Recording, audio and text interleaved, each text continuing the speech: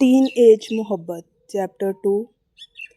अभी मैं साहिल को मैसेज करती हूँ और उसे ये खुशखबरी देती हूँ कि अभी हम जब चाहें बात कर सकते हैं क्योंकि ऊपर वाला कमरा मुझे मिल गया है। ये इडियट साहिल मेरे मैसेज का जवाब क्यों नहीं दे रहा? कब से मैसेज कर रही हूँ, ना तो देख रहा है और ना आंसर कर रहा है। लगता है इसे कॉल ही करनी पड़ेगी। अभी कॉल तो पिक कर लो। ओ इडियट, ये गधा कॉल पिक करो। कौन कौन? कब से मैसेज कर रही हूँ और तुम हो के मैसेज ना देख रहे हो और ना ही मैसेज का जवाब दे रहे हो। पहले तो ये है आप कौन हैं और मुझे क्यों मैसेज कर रही है? क्या अभी भी तुम्हें पता नहीं चला कि मैं कौन हूँ? मुझे तुम्हें बताना पड़ेगा कि मैं कौन हूँ। तुमने मेरी आवाज़ नहीं पहचानी क्या? देखो बहन जी, किससे बात कर रही हैं आप और मुझसे इतनी सख्त लहजे में बात क्यों कर रही हैं? मैं आपको नहीं जानता। आप है कौन कि बिना वजह मुझे बातें सुनाए जा रही हैं? मैं कलसूम हूँ। कलसूम? तुमने तो कहा था तुम रात को मुझे मैसेज करोगी, वो भी लेट नाइट जब तुम्हारे घर वाले सब सो जाएंगे। तो अभी तुम 5 बजे हैं दिन के और तुम मुझे अभी से मैसेज कर रही हो। क्या सब खैरियत तो है?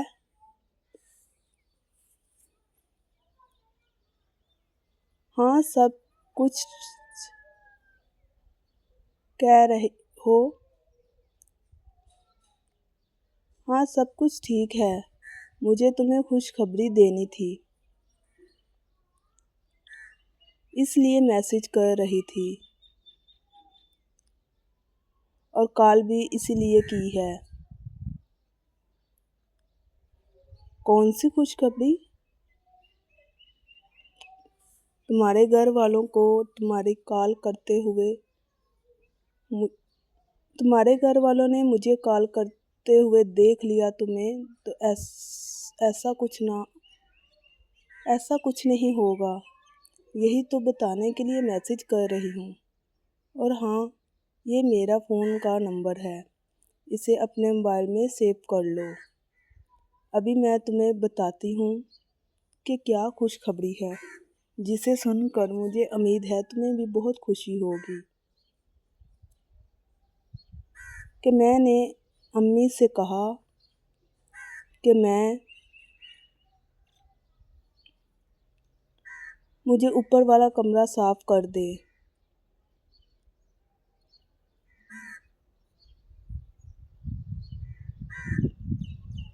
और मैंने ऊपर वाले कमरे में रहना है ताकि मैं अपने एग्ज़ाम की तैयारी कर सकूं। ऊपर वाले कमरे में अब मैं शिफ्ट हो गई हूँ। क्या मतलब? तुमने अपनी अम्मी को कहा कि ऊपर वाला कमरा साफ कर दे।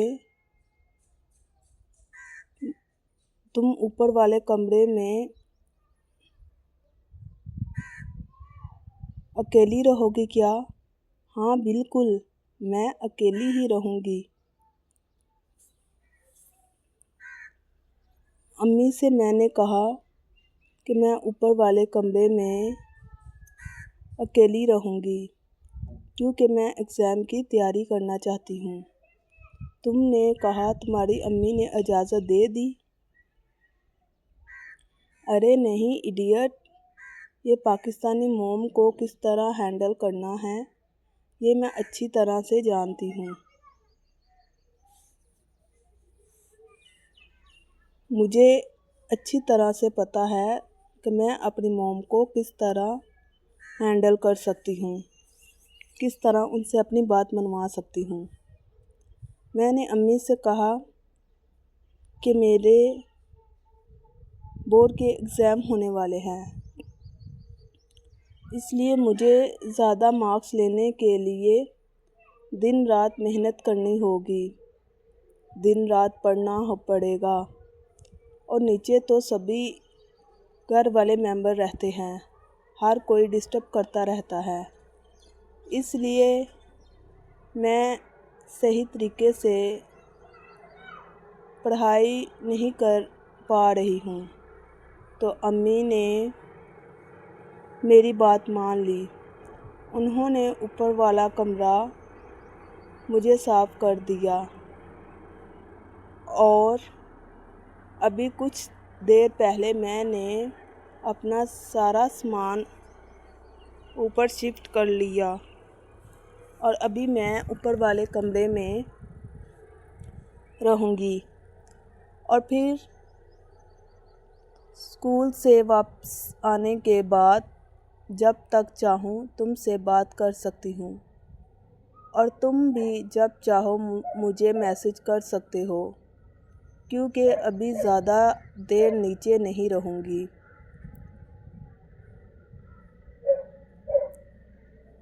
ये दुरुस्त है, पढ़ाई के बहाने बातचीत तुम मुझसे करोगी। हाँ वो तो है, लेकिन कुलसूम ये अभी मैं चाहता हूँ कि तुम्हारे बोर्ड के एग्ज़ाम होने वाले हैं, थोड़ी तवज्जो अपनी पढ़ाई पर भी दो। देखो, एक माँ की तरह तुम मुझे मत समझाओ और अगर तुम्हें दिल नहीं करता मुझसे बात करने को तो वैसे ही कह दो। ये क्या उल्टी सीधी बातें कर रहे हो?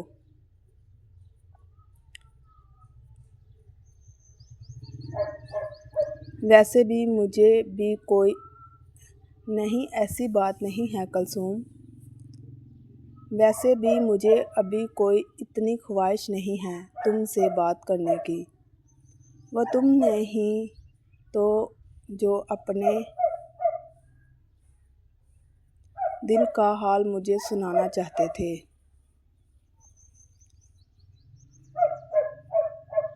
इसलिए तो मैंने अपनी इतना बड़ा रिस्क लिया। मुझे और अगर अपनी अम्मी से कह कर तुम्हारे लिए अकेली रहने का रिस्क उठाया, तुम्हें खुश होने की बजाय मुझे नसीहतें करनी शुरू कर दी। अपनी पढ़ाई पर तवज्जो दो। मैं दे लूँगी अपनी पढ़ाई पर तवज्जो और इस मुझे भी पता है मेरे बोर्ड के एग्ज़ाम होने वाले हैं। मैं कुलसूम तुम मुझे गलत समझ रही हो। हाँ सच में मुझे बहुत खुशी हुई कि तुम मुझसे बात करने के लिए तुमने ऊपर अकेली रहने का रिस्क उठाया, लेकिन मैं ये कहना चाह रहा था कि अगर तुम्हारे बोर्ड के एग्ज़ाम अच्छे ना हुए तो ऐसा कैसे होगा? तुम्हें तो पता है कि मैं कितनी ज़्यादा इंटेलिजेंट हूँ और मेरे मार्क्स अच्छे ही आएंगे, इसलिए तुम ये मत कहो। मुझे अभी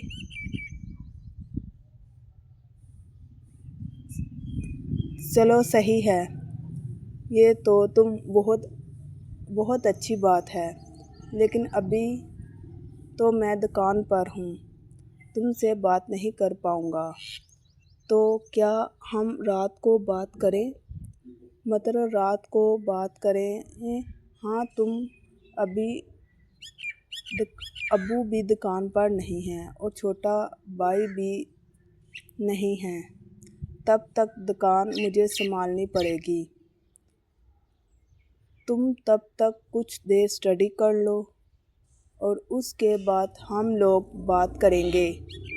मैंने तुम्हारे लिए इतना बड़ा रिस्क लिया और तुम कह रहे हो तुम्हारे पास टाइम ही नहीं है मेरे लिए। कुलसुम, तुम गलत सोच रही हो। मैं तो बता रहा हूँ अभी मैं फ़ोन कॉल को कैसे लगाऊँ और मैसेज का जवाब भी नहीं दे सकता क्योंकि कस्टमर दुकान पर आए हैं और काफ़ी ज़्यादा दुकान पर रश है। और तुम ऐसा करो और ऐसा क्यों नहीं करती हो कि मैं तुम्हें जो मैसेज करूँ तुम उसका जवाब दे दो। हाँ, मैं तुमसे मैसेज में बात करता नहीं कर पाऊँगा, लेकिन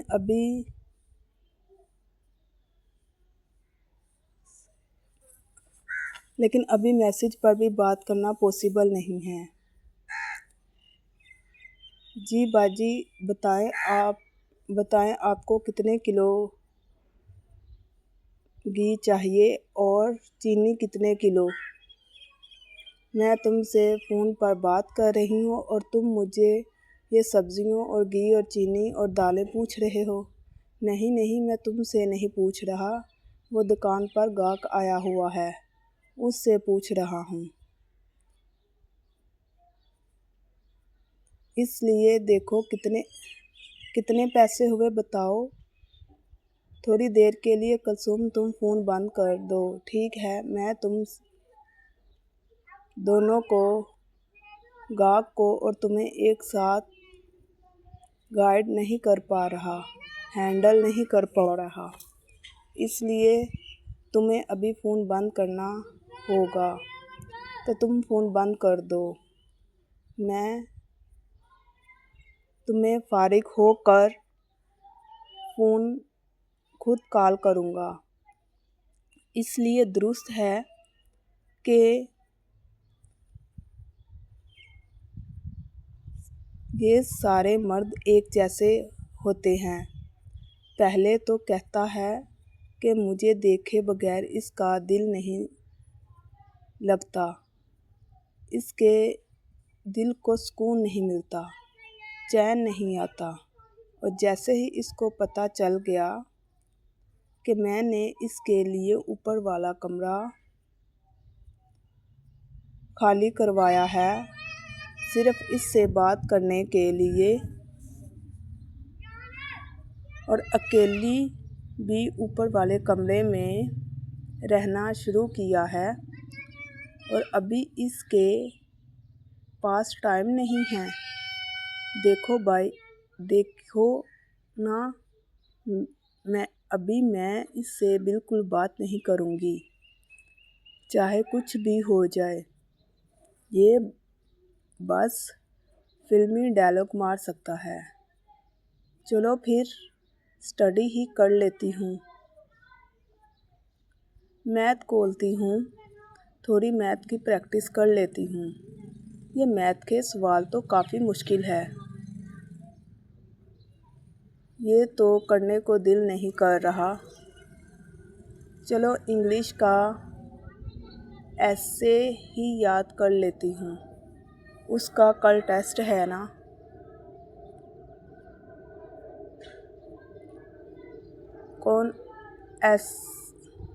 ये ऐसे भी याद नहीं हो रहा, फिर टेस्ट की तैयारी कर लेती हूँ। अभी मेरा दिमाग इतना ख़राब है कि मैं कोई भी बुक खोलूँ मुझे कुछ समझ नहीं आ रहा। मैं जितनी मर्ज़ी पढ़ने की कोशिश करूँ, पढ़ा नहीं जा रहा। साहिल का बच्चे ने मेरा दिमाग से नहीं जा रहा, और इसका रूठना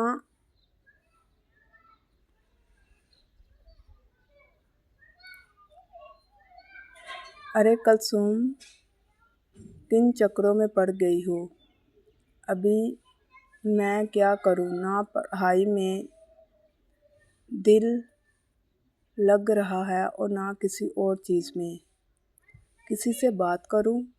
चलो थोड़ी देर टिकटॉक ही देख लेती हूँ। इस साहिल को अपने दिमाग से साइड पर कर लेती हूँ, फिर पढ़ाई पर फोकस करूँगी। तो टिकटॉक भी अच्छे नहीं लग रहे। कल सुन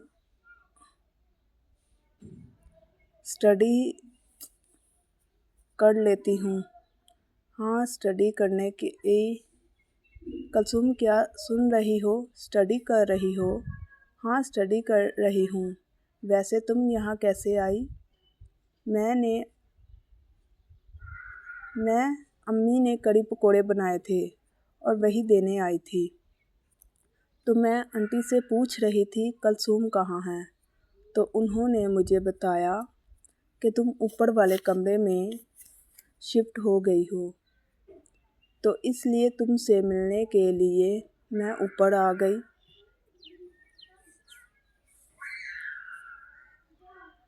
हाँ, सही है, लेकिन आंटी ने तो बताया मुझे ऊपर वाले कमरे में हो, क्योंकि अम्मी ने तुम्हें बताया नहीं। वो इसलिए कह रही थी कि कलसूम ऊपर वाले कमरे में स्टडी कर रही है और तुम जाकर उससे डिस्टर्ब करोगी, इसलिए वो मुझे ऊपर नहीं आने दे रही थी। मैंने उनसे कहा थोड़ी देर बैठूंगी, फिर आ जाऊंगी। तो फिर मैं चले जाऊंगी। दुरुस्त, सही है। क्या मतलब सही है? तुम्हारी तबीयत तो ठीक है? इस वक्त बहुत ज़्यादा गुस्से में लग रही हो। किसी से झगड़ा हुआ है क्या? अरे नहीं, सारा किसी के साथ झगड़ा नहीं हुआ। अभी तुम्हें क्या बताऊं, तुम समझ नहीं पाओगी। अरे ये कौन सा मैथ का सवाल है जो मैं समझ नहीं पाऊंगी?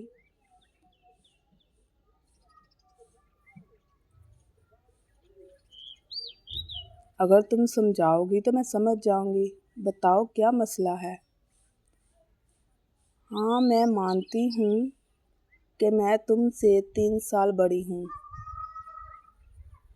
और तुमसे 2 क्लास भी आगे हूँ। तुम 9th की स्टूडेंट हो और मैं फर्स्ट ईयर की स्टूडेंट हूँ।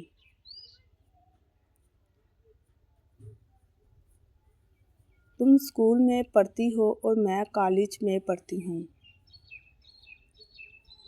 इसलिए अगर तुम्हें पढ़ाई में कोई मुश्किल हो रही है तो तुम मुझे बता सकती हो।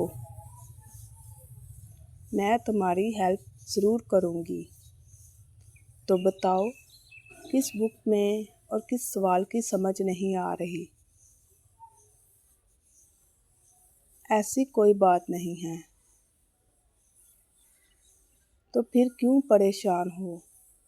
वो बात कुछ और है। और कौन सी बात है? पता नहीं तुम्हें बताऊं या ना बताऊं, क्योंकि मैं नहीं चाहती कि तुम क्या सोचोगी मेरे बारे में। अरे सोचना क्या है, पूरा खानदान में, रिश्तेदारों में, सब में तुम्हारी बहुत तारीफ होती है। सब तुम्हें पसंद करते हैं। तुम्हें पता है, मेरी अम्मी मुझे कह रही थी कि देखो कलसूम स्टडी के लिए इतनी मेहनत करती है और स्टडी के लिए कितनी ज़्यादा सीरियस है। तो उसने अकेले ऊपर वाले कमरे में रहने का फ़ैसला किया, सिर्फ पढ़ने के लिए। वैसे मैं सोच रही थी क्यों ना कलसूम मैं भी यहाँ आ जाया करूँ, फिर दोनों मिलकर पढ़ा करेंगे। अच्छा, ये तो तुम्हें मैथ के फार्मूले समझ नहीं आ रहे, मैं तुम्हें समझा सकती हूँ। नहीं अरे ये मुझे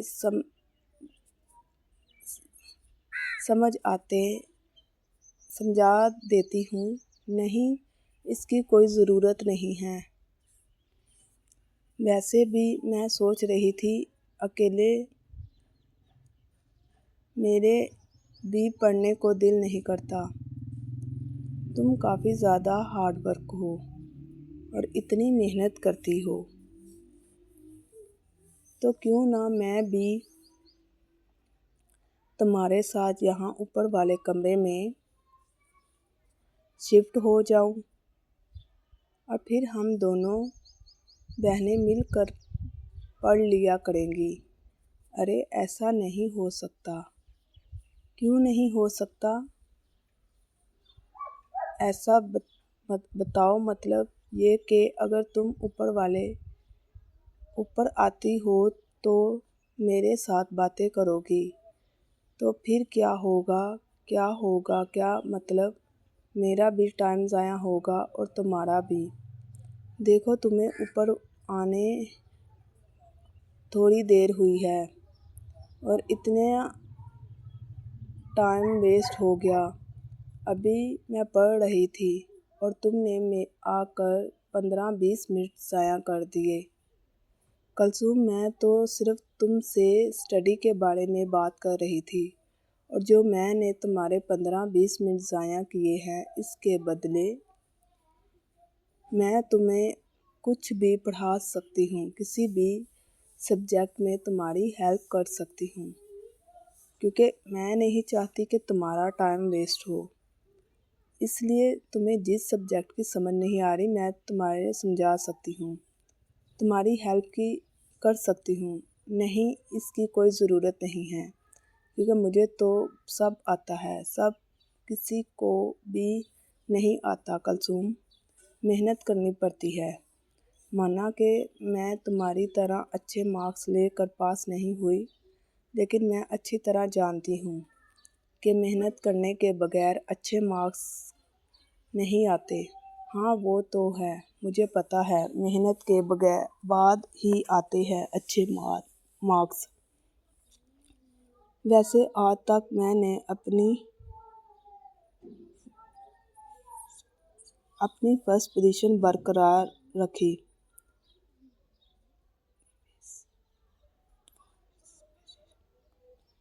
मेहनत की है, इसलिए तो बरकरार है। और मुझे पता है कि तुम तो खुद ही बहुत मुश्किल से पास होती हो, तो तुम मेरी क्या हेल्प करोगी स्टडी में।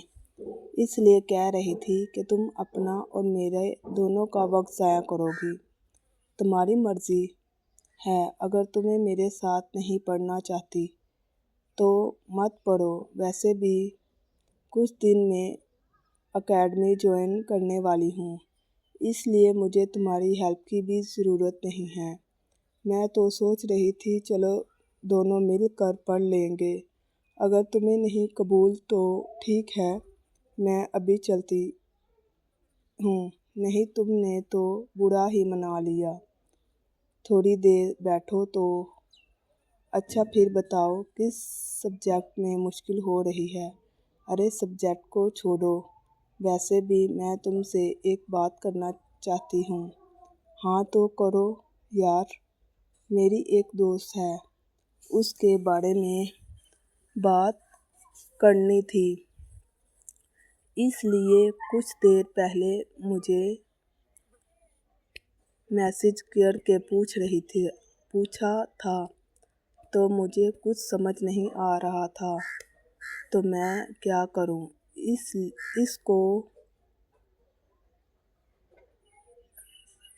इसको क्या आंसर दूं? तो तुम मुझसे 3 साल बड़ी हो और सीनियर भी हो और कॉलेज भी जाती हो। तुम्हारी कोई दोस्त होगी या तुम्हें खुद पता होगा। बात बताओ कुलसुम, ऐसी क्या बात को घुमा फिरा रही हो? नहीं, मैं कहना चाह रही थी, मेरी एक दोस्त है जो एक लड़के से मोहब्बत करती है और वो लड़का भी उससे मोहब्बत करता है। और फिर क्या प्रॉब्लम है? क्या उसके घर वालों को पता चल गया? नहीं नहीं, घर वालों को पता अभी नहीं चला। बस अभी वो लड़का जो है ना, लड़की को ज़्यादा एटीट्यूड दिखा रहा है, जिस वजह से वो लड़की को कुछ समझ नहीं आ रहा मेरी दोस्त को कि वो क्या करे। पहली बात तो ये है, तुम्हारी दोस्त अभी 9th में है या 10th में, या तुमसे सीनियर है। नहीं, यहाँ तुम्हारी कोई क्लास फेलो है। तुम छोड़ दो, हाल बताओ। तो पहले प्रॉब्लम तो बताओ। लड़का ऐसे एटीट्यूड दिखा रहा है तो लड़की भी उसको एटीट्यूड दिखाए। अगर तो वो लड़का इससे मोहब्बत करता है तो फिर वो उसको मनाएगा। और वैसे भी तुम्हें पता है, लड़कों को तो ये फितरत है, जो चीज़ हासिल नहीं होती तब तक उसके पीछे पड़े रहते हैं, और जब वो हासिल हो जाए तो फिर उसकी कदर नहीं करते और उनकी नज़र में उसकी कदर ख़त्म हो जाती है। वैसे अपनी दोस्त को कहना, ध्यान से ये लड़कों के चक्करों में ना पड़े, अपनी स्टडी पर फोकस करे। हाँ हाँ, तुम सही कह रही हो सारा। वैसे मैं अपनी दोस्त को यही कह रही थी। वैसे मुझे पूछना तो नहीं चाहिए। वैसे ये तुम्हारी दोस्त है कौन? नहीं बता सकती ना मैं उसके बारे में। अगर तुम एक बात का बुरा ना महसूस करो तो बात कहूँ? हाँ कहो ना। वो तुम्हारी दोस्त तुम खुद ही तो नहीं हो। मतलब तुम्हें देखा जब से मैं ऊपर आई हूँ तो तुम बहुत ज़्यादा गुस्से में थी और किताबें तो खोल के रखी थी लेकिन पढ़ नहीं रही थी। बार बार गुस्से से मोबाइल को देख रही थी। और वैसे भी मेरी दोस्त की बहन बता रही थी कि तुम आजकल उस साहिल की दुकान में बहुत जा रही हो, तो इस बारे में मैंने तुमसे बात करने के लिए ऊपर आई थी।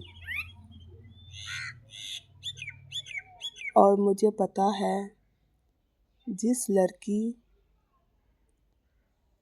की तुम बात कर रही हो वो तुम खुद हो।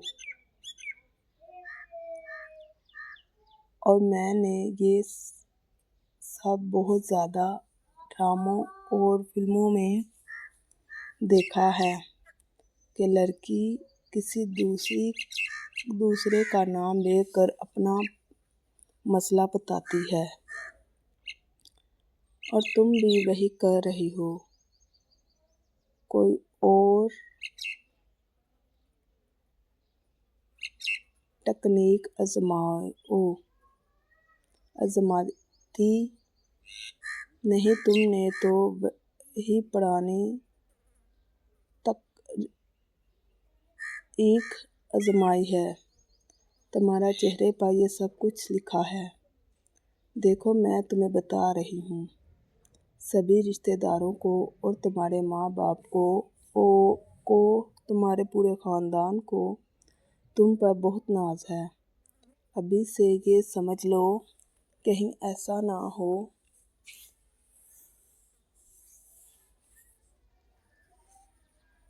अब पछताए क्या जब चिड़िया चुग गए खेत। मैं तुम्हें बताने आई थी, एक बड़ी बहन होने के नाते। आप ही सारा इसलिए इस सब के बारे में अम्मी या किसी और को मत बताना। और हाँ, आज के बाद किसी से बात ना करना। बात तो तुम ज़रूर करोगी। नहीं, मैं उससे बात नहीं करूँगी। मैं जानती हूँ तुम उससे बात ज़रूर करोगी। जब से मैं यहाँ बैठी हूँ, तुमने कोई 20-25 दफ़ा मोबाइल को देख लिया है। इस इंतज़ार में हो कि उसका कोई मैसेज आएगा और तुम उससे बात करना चाहती हो।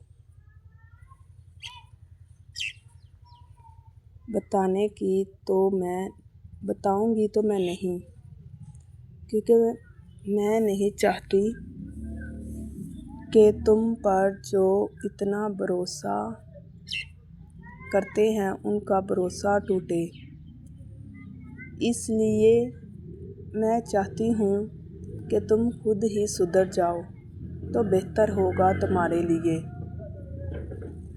तो यही अच्छा होगा।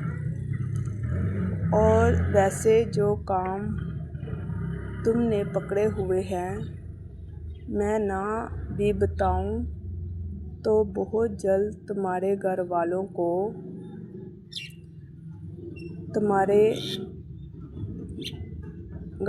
को ये सब पता चल जाएगा। अच्छा, अभी मैं चलती हूँ। अगर वक्त मिले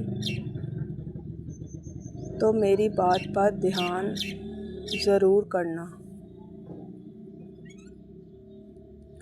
हर चीज़ की एक उम्र होती है और ये चीज़ इस वक्त तुम्हारी उम्र सिर्फ पढ़ने की है। सही है? प्लीज़ आप किसी को मत बताइए। ठीक है, वादा करती हूँ मैं किसी को नहीं बताऊँगी। लेकिन अच्छा होगा कि तुम खुद ही चाची को बता दो तो बेहतर होगा। या फिर ये सब कुछ छोड़कर अपनी स्टडी पर फोकस करो। अब आपी सारा ने वादा किया तो वो किसी को नहीं बताएगी। लेकिन मुझे तो ये समझ नहीं आता कि लोगों को कैसे पता चल जाता है। मैं 2-4 दफ़ा उसकी दुकान में चले क्या गई। क्लास वाली लड़कियों को और ये आपी सारा को भी पता चल गया। और अगर घर में किसी को पता चल गया तो बहुत बुरा होगा।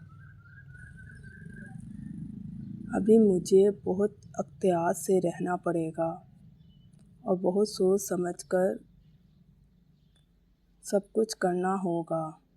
वैसे भी ये साहिल का बच्चा बहुत ज़्यादा एटीट्यूड दिखा रहा है मुझे इससे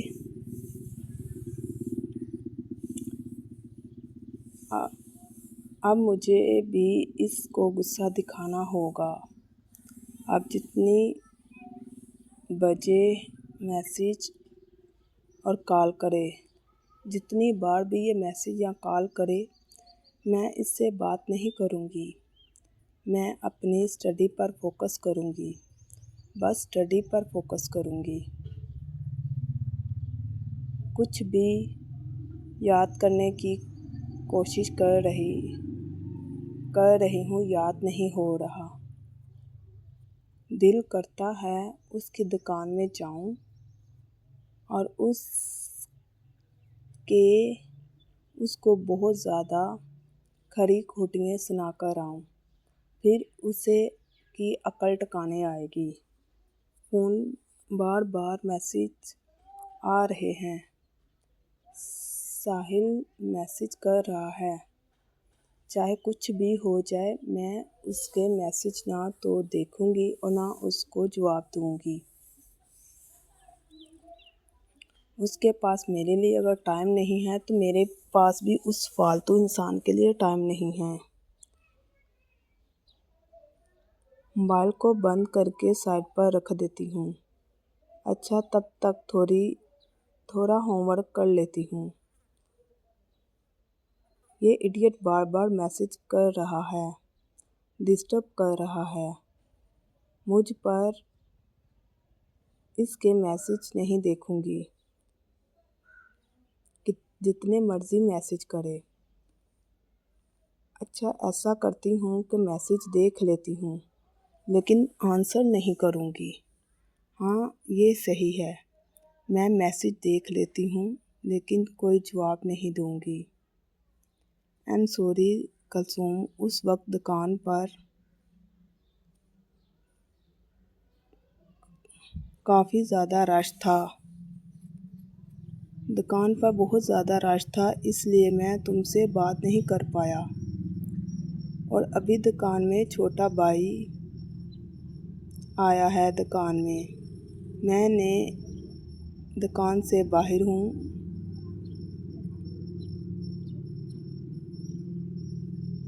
निकल आया हूँ सिर्फ़ और सिर्फ तुमसे बात करने के लिए। तुम मुझसे बात नहीं कर रही। अगर कहती हो तो मैं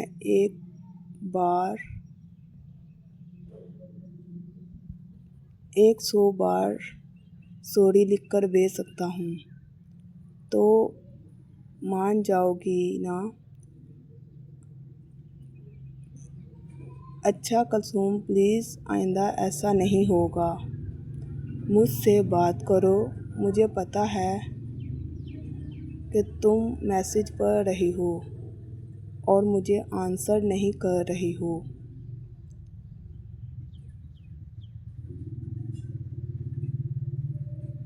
लगता है बहुत ज़्यादा गुस्से में हो।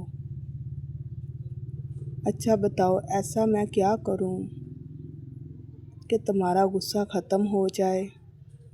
बताओ, या फिर कुछ खाना चाहोगी तो तुम्हारे घर भेज दूँगा, या फिर 100 दफ़ा उठक बैठक कर लेता हूँ, या फिर अपने कान पकड़ लेता हूँ, या कहती हो तो मुर्गा बन जाऊँ।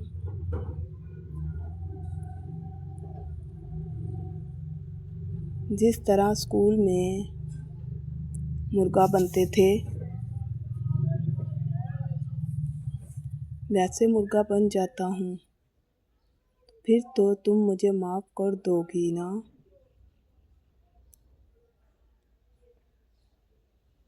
मुर्गा बनने की तस्वीर बना के तुम्हें भेज देता हूँ। बल्कि ऐसा करता हूँ, तुम्हें वीडियो कॉल कर लेता हूँ। तो फिर तो मुझे माफ़ कर दोगी ना? देखो, मेरी वीडियो कॉल पिक कर लो।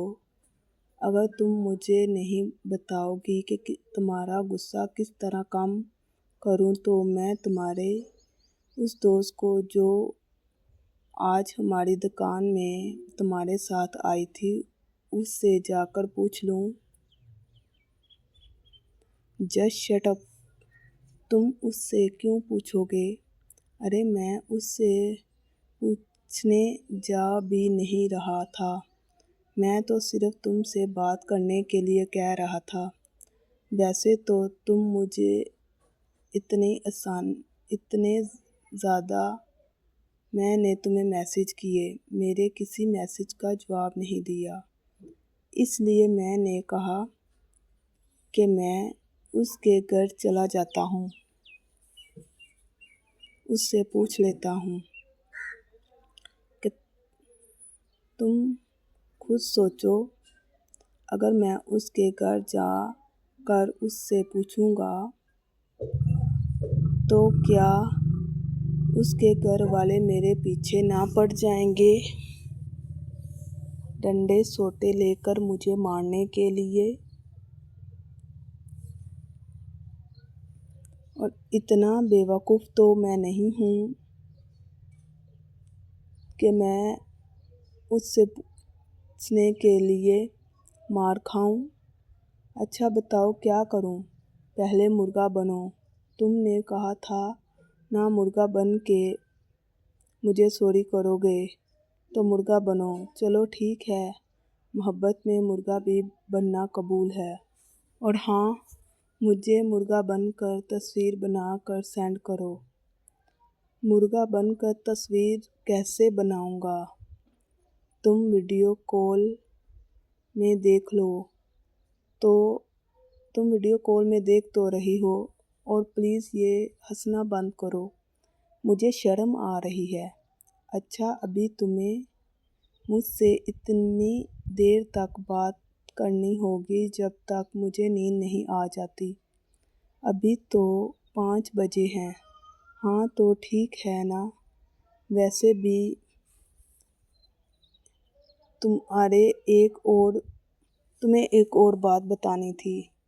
हाँ बताओ। वो मेरी कज़न आपी सारा को तुम जानते होगे ना? हाँ मुझे पता है उसके बारे में। वो जो तुम्हारी कज़न कॉलेज जाती है। हाँ हाँ वही। उसको पता नहीं कहाँ से हमारे बारे में पता चल गया है। उसने मुझसे वादा तो किया है कि वो किसी को नहीं बताएगी, लेकिन मुझे भरोसा नहीं है। तो परेशान ना हो, एक ना एक दिन तो सबको पता चल जाएगा। हाँ चल तो जाएगा, लेकिन अभी मैं नहीं चाहती कि किसी को पता चले। अच्छा, मैं क्या कर सकता हूँ अभी बताओ? मुझे तो कुछ समझ नहीं आ रहा, क्या कर सकता हूँ? सिर्फ तुम ऊपर वाले से दुआ करो कि वो किसी को ना बताए। लेकिन मेरे उसके साथ बहुत अच्छे तो ताल्लुकात नहीं हैं। वो मेरा राज रखे। हाँ तो बहुत ज़्यादा सोच रही हो। वो तुम्हारी कज़न है, उसने तुमसे प्रॉमिस भी किया है ना कि वो किसी को नहीं बताएगी, तो वो नहीं बताएगी। अच्छा तो तुम बताओ, तुम्हें कब पता चला कि तुम्हें मुझसे मोहब्बत है, और तुम्हें मैं कब अच्छी लगना शुरू हुई? मैं तुम्हें पीछे 6 माह से मोहब्बत करता हूँ, जब तुम 8 क्लास में थी तब से। और तुम्हारे दोस्त की बर्थडे थी और तुम उसके लिए हमारी शॉप में गिफ्ट लेने आई थी तब से। और तुम अपनी दोस्तों में सबसे ज़्यादा खूबसूरत लग रही थी, और तुम्हारी स्माइल तो बहुत ही ज़्यादा प्यारी है। तुम हंसती हो, बिल्कुल एक डॉल की तरह लगती हो। इस दिन से मैं तुम्हें पहली दफ़ा देखता रहा, और इस दिन के बाद एक दिन भी नहीं ऐसा हुआ कि मैं तुम्हें डेली देखता था। सुबह के टाइम जब तुम स्कूल जाती, और छुट्टी के टाइम भी। लेकिन वो दिन मुझे आज तक याद है, जिस दिन तुमने मुझे पलट कर देखा था। वो दिन मैं आज तक नहीं भूला। वैसे तुम्हें कब लगा? हाँ, मेरी साथ वाली दोस्तें अक्सर बात किया करती थी। ये दुकान वाला लड़का पता नहीं हम में किसी को रोज़ देखता है, तो इसलिए हर किसी को लगता था कि वो तो उससे ही देखता है। तो हम लोगों ने पता लगाने के लिए कि तुम किसी को देखते हो, हम लोगों ने फैसला किया हर एक दिन एक लड़की पीछे पलटकर देखेगी। जिसको देखकर तुमने स्माइल की और खुश हो गया, पता चल जाएगा कि तुम किसको देखते हो। इस बात का तो सभी लड़कियों को पता चल गया था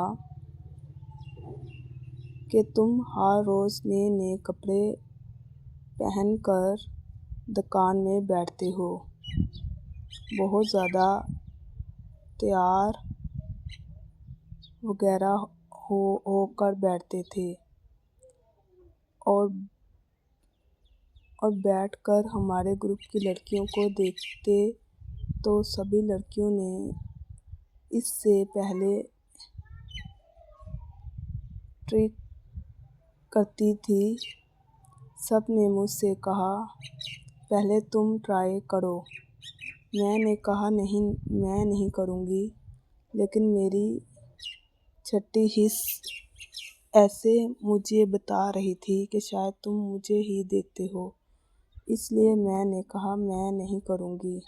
लेकिन इत्तेफाक देखो, उस दिन मेरा छोटा भाई तुम्हारी दुकान में था और उसने मुझे आवाज़ दी और मैंने पलट कर देखा और तुम तो पहले ही मुझे देख रहे थे और तुम्हारे चेहरे पर जो स्माइल थी वो मैंने देख ली। इसलिए पहले कि मेरी दोस्तें कुछ कह सकती, मैंने उनसे कहा कि वो मुझे नहीं देखता, वो तुम में से किसी को देखता है। लेकिन उस दिन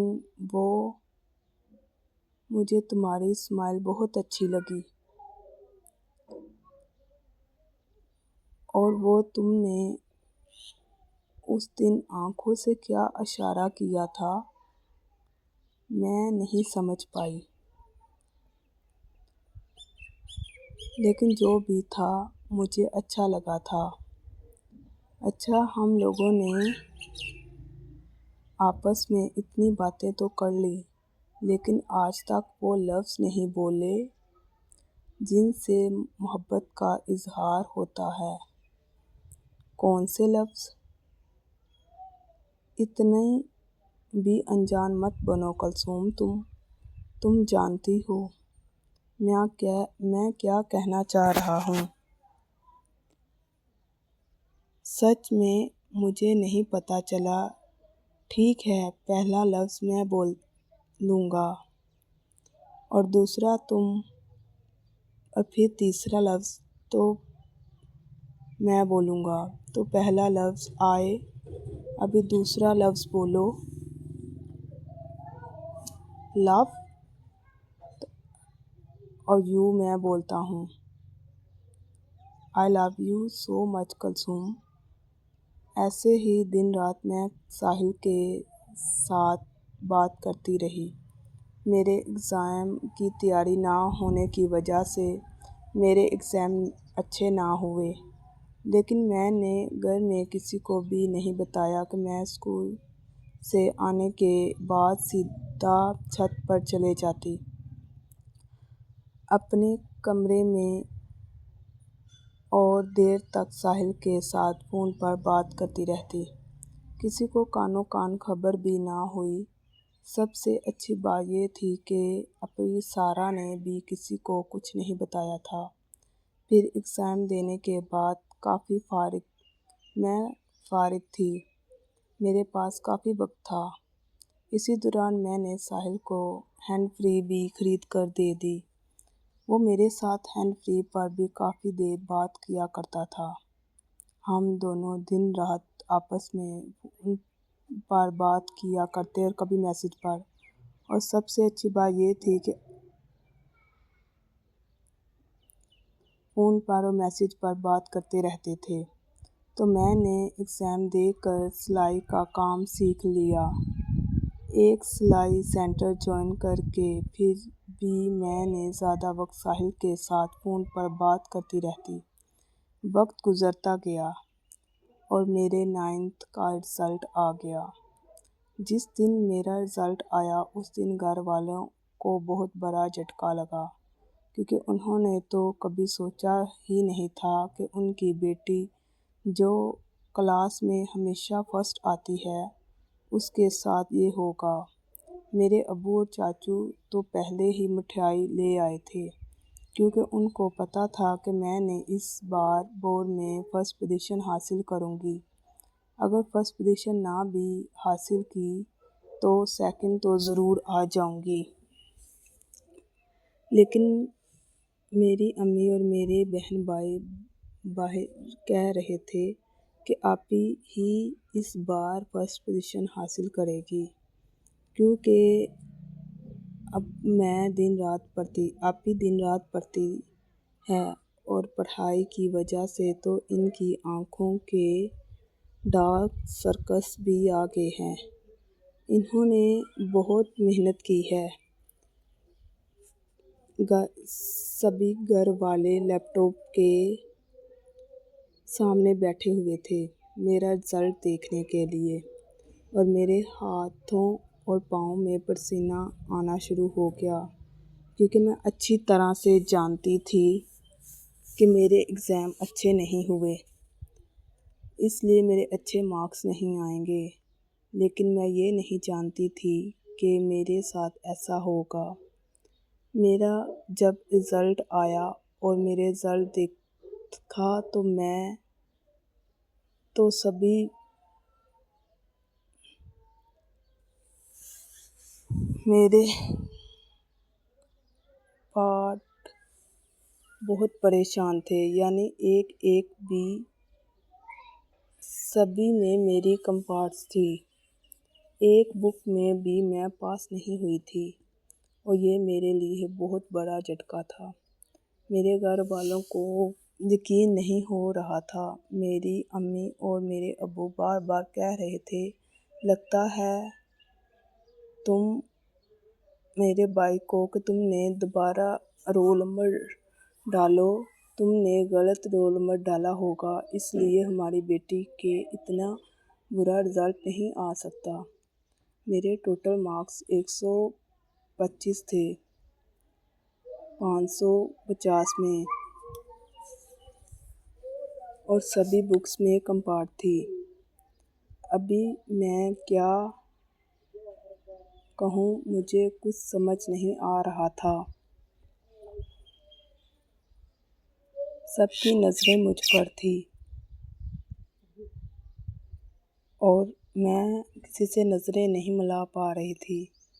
इससे पहले कि कोई मुझसे कुछ कहता, घर वालों ने रोना शुरू कर दिया। मेरे साथ ऐसा नहीं हो सकता। मैंने और ज़ोर से रोना शुरू कर दिया। ज़रूर मार्क्स चेकर होंगे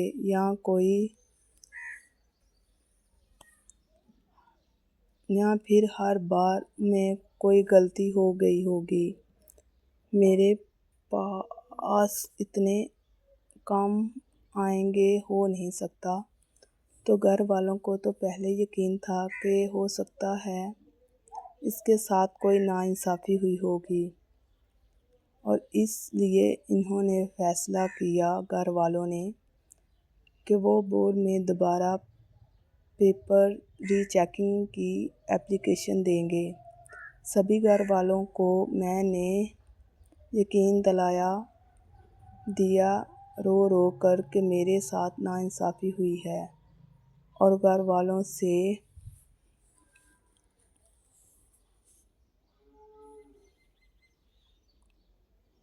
और यहाँ कोई गलती हुई है। इतनी देर में मेरे चाचू ने कहा, हम लोग यहाँ पहले कलसूम के स्कूल की टीचर से बात करते हैं, फिर एप्लीकेशन जमा करवाएंगे ताकि स्कूल वालों का सपोर्ट भी मिल जाए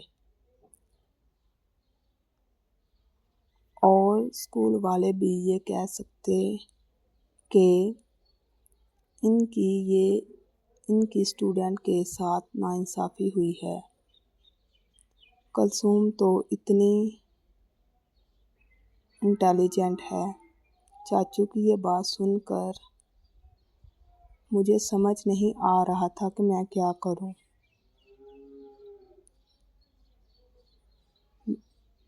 दिल कर रहा था कि ज़मीन फट जाए और मैं उसके अंदर दाखिल होकर मर जाऊं। मुझे इस कदर शर्मिंदगी महसूस हो रही थी।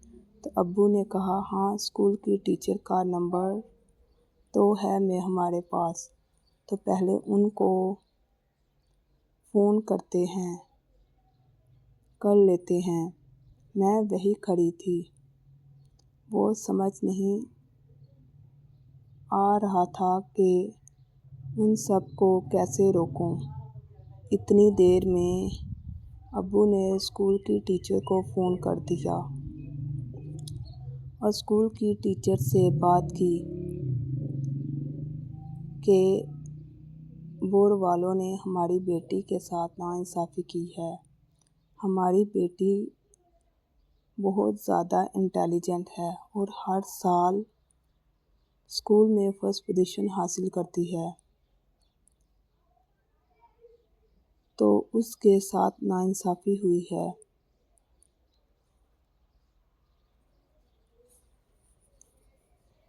और अब्बू ने कहा कि वो बोर्ड में रीचेकिंग की एप्लीकेशन देंगे। ताकि इतनी देर में टीचर ने बोलकर कहा कि कलसूम के स्कूल में होने वाले पेपर और टेस्ट चेक नहीं करते थे क्या? कलसूम 5-6 माह से इसे कुछ भी अच्छा नहीं लग रहा था। स्कूल में ना पढ़ाई में अच्छी थी, इसके तो स्कूल के टेस्टों में भी ज़्यादातर फेल हुई है। जब भी इससे टेस्ट की तैयारी के बारे में पूछते कि तुमने टेस्ट की तैयारी की है या टेस्ट की तैयारी क्यों नहीं की, तो हर रोज़ नया बहाना बना देती। और अगर मैंने कितनी बार कहा कि अपनी अम्मी को या अपने घर वालों में से किसी को स्कूल लेकर आना, तो तब भी वो नहीं लेकर आती। और मैंने कितनी बार आप लोगों से बात करने की भी कोशिश की थी, लेकिन पता नहीं क्यों आप लोगों से बात भी नहीं हो पाती थी। जब से मैं कॉल करती तो आपका नंबर बिज़ी आता। मुझे लगता है कलसूम ने मेरा नंबर ब्लैक लिस्ट में लगा दिया होगा, इसलिए तो बात नहीं हो पाती थी।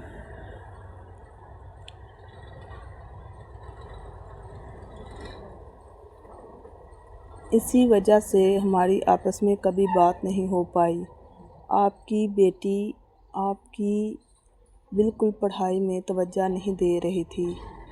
हाँ, वो 8 क्लास तक अच्छा पढ़ती थी। 9th में भी 5-6 मंथ उसने अच्छी मेहनत की, अच्छे मार्क्स लेती थी। लेकिन इसके बाद पता नहीं इसे क्या हो गया।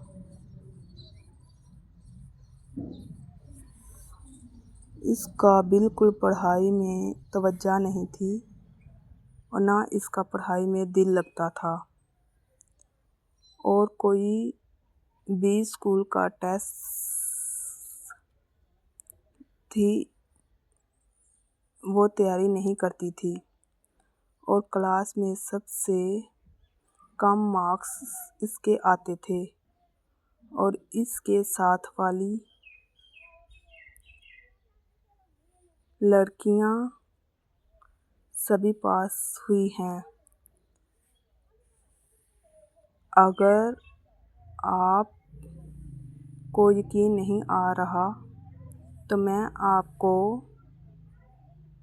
पूरे साल का रिज़ल्ट और मार्कशीट सेंड कर देती हूँ जो पूरे साल में इसने मार्क्स हासिल किए। अब आपको पता चल जाएगा, बल्कि आप तो खुद इसे बैठाएं और इससे पता करें कि ऐसा इसने क्यों किया, आखिर वो क्या करना चाहती है। और हमारे स्कूल का बहुत अच्छा रिज़ल्ट आया है और कुलसुम के अलावा कुलसुम ने तो हमारे स्कूल का रिज़ल्ट ख़राब किया। किसी बच्चे के इतने ख़राब मार्क्स नहीं आए। हमारे स्कूल के जो टॉपर बच्ची थी उसके इतने बुरा रिज़ल्ट देखकर प्रिंसिपल भी बहुत गुस्से में है